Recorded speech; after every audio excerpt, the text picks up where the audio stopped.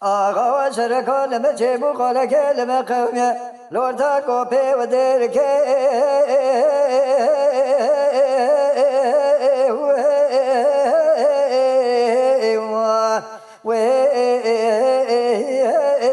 لور برجای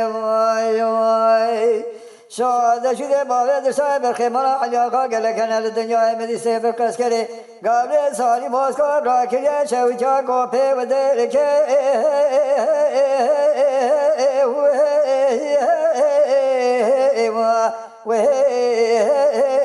لاش موزیا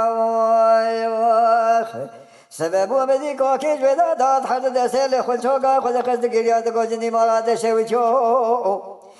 على برا خبدي خافضة دربكي برا بري بدن أبوي در شاهدان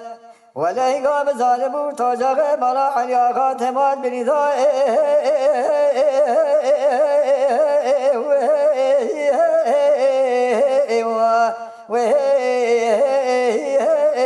لا تقل يا أخي سعيد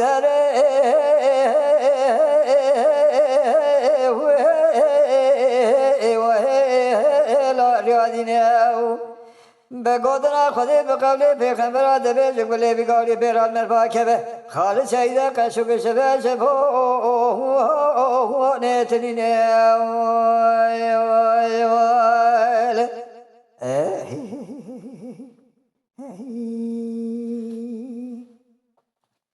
آقا سبه شرکان مچه بخال کلمه قومیه لورتا کوبه و درکه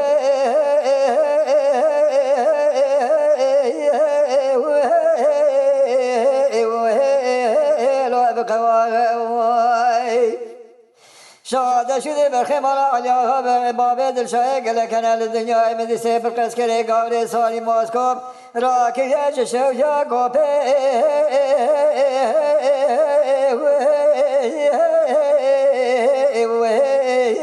لوج تو براغه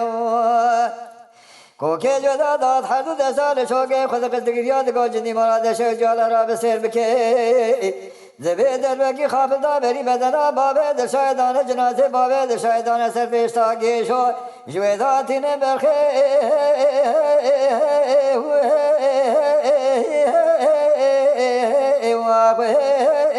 لوقش خبرای سعید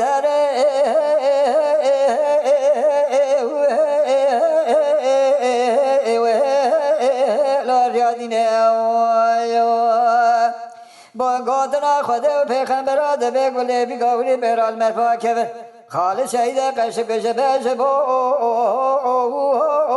نیتنینه